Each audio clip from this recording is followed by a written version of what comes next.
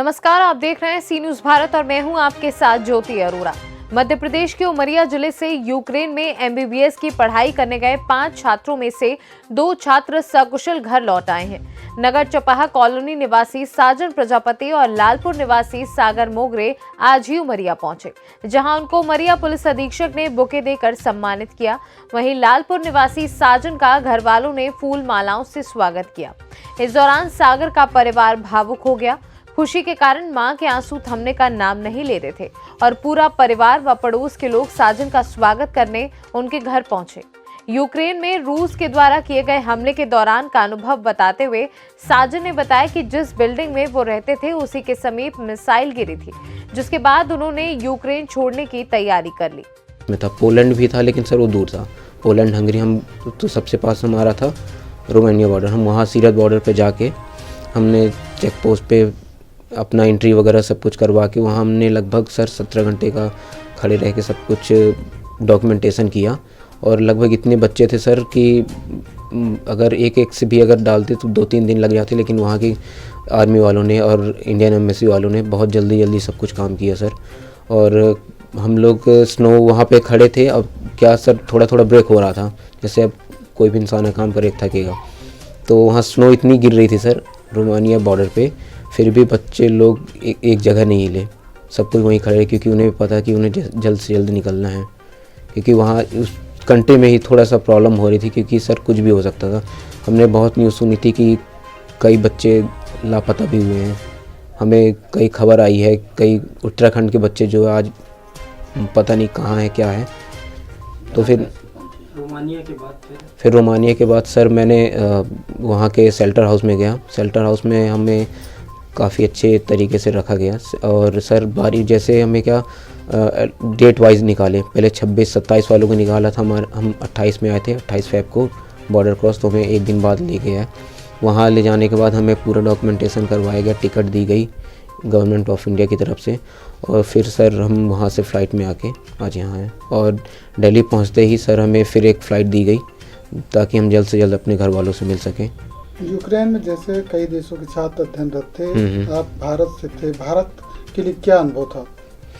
Sir Bharat के लिए ये अनुभव था कि पहले दूसरे कंट्री वाले जो थे उन्होंने इतना स्ट्रिक्ट एक्शन नहीं लिया जितना हमारे गवर्नमेंट ऑफ इंडिया ने लिया। मतलब अगर वो बच्चों को तुरंत के तुरंत खाली करवा दिए, और मेरे हिसाब से और कोई एम्बेसी वाले ऐसा नहीं, मैंने तो सर देखा भी नहीं था कि कोई और एम्बेसी या फिर किसी और देश की फ़्लाइट भी आई हो। वो सारे बच्चे थे। वहाँ था तभी मुझसे कांटेक्ट किया गया और फिर दिल्ली से मेरा पूरा कांटेक्ट चलता गया। हर जगह मदद की मेरी, मुझे दिल्ली से यहाँ लाया और फिर सब पूरा सही उन्होंने किया। यूक्रेन में कौन से शहर में रहते थे? टर्नोपिल में। शासन स्तर पर क्या सुविधाएं मिली? उन्होंने हमें ट्रांसपोर्ट प्रोवाइड किया और खाना प्रोवाइड किया। और वहाँ पे मध्य प्रदेश भवन दिल्ली में, वहाँ पे मुझे ले गए थे उधर। रास्ते में किसी प्रकार की दिक्कत तो नहीं, मुझे कोई दिक्कत नहीं। साजन ने बताया कि छात्रों ने आपस में चंदा जमा किया और बस के माध्यम से रोमानिया बॉर्डर पहुंचे। उन्होंने बताया कि जिस बस में वे सफर कर रहे थे उसमें उन्होंने भारतीय झंडा तिरंगा लगा रखा था, जिसके कारण उन्हें कहीं भी असुविधा का सामना नहीं करना पड़ा, बल्कि कई जगह यूक्रेन की सेना ने उनकी मदद की। रोमानिया में उन्हें शेल्टर हाउस में 3 दिन रुकना पड़ा। इस दौरान रोमानिया सरकार, भारतीय दूतावास सहित रोमानिया के स्वयंसेवी संगठनों ने उनकी भरपूर मदद की, जिसके बाद भारत सरकार ने साजन की फ्लाइट की टिकट कराई। दिल्ली आने के बाद केंद्रीय कृषि मंत्री ने एयरपोर्ट पर उनका स्वागत किया। उन्हें एमपी भवन में रोका गया और फिर दिल्ली से जबलपुर फ्लाइट से भेजा गया। साजन ने बताया कि इस दौरान उन्हें किसी प्रकार की समस्या नहीं हुई। हर मोर्चे पर भारत सरकार ने उनकी भरपूर मदद की। इस दौरान साजन की मां कापसी बाई अपने बेटे की सुरक्षित घर पहुंचने की खुशी में भावुक हो गई और भरे मन आए बेटे की सकुशल वापसी का श्रेय देश के प्रधानमंत्री नरेंद्र मोदी को दिया। साजन के पिता राजीव ने भी सरकार को धन्यवाद दिया। बहुत खुशी आई सर। मैं अपने भारत सरकार को गोटी गोटी प्रणाम। मेरा बच्चा और सब मेरी दीदी भाई बहनन के जिसके बालक हों सब अपने अपने माता पिता के गोद में जाए।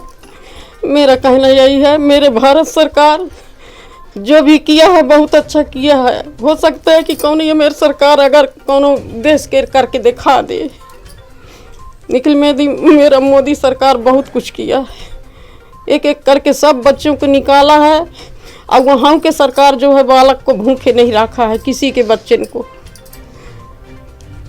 सरकार ने अच्छा काम किया है। सरकार अच्छा काम किया है सर कि कम से कम तुरंत जो है यहाँ से नेता भेजा, वहाँ सबको लगा दिया और सब एक एक करके सबके बच्चन को निकाल दिया साहब। मैं अब ऐसे ज़्यादा क्या बोलूँ, जैसा मेरा लाल मेरे गोद में आया सब दीदी भाई बहनन के लाल गोद में जाए बस। जिस तरह का जो लड़ाई छिड़ा था तो लगता था मुझे कि लगता मेरा बालक मेरे हाथ में नहीं आएगा, मेरे भारत माता की गोद में नहीं आएगा।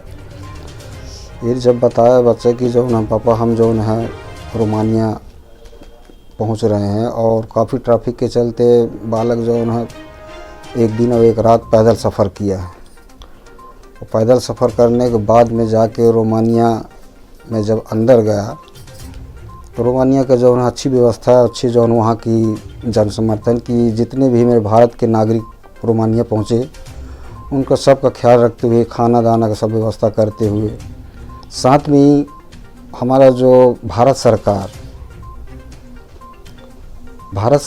को मैं कोटि कोटि प्रणाम करता हूँ कि इनका जितना भारत के बच्चों को निकालने में काफ़ी अपनी जो है भूमिका निभाई और शासन प्रशासन दोनों, वहाँ कई कंट्रियों के जो है बालक थे लेकिन कोई जो है शासन जो है वहाँ का और बच्चों को नहीं निकाल पाया।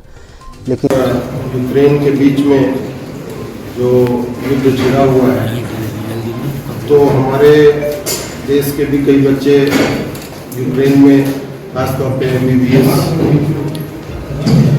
की पढ़ाई करने के लिए जाते हैं और उसी तारतम्य में हमारे उमरिया ज़िले से भी 5 बच्चे वहाँ गए हुए थे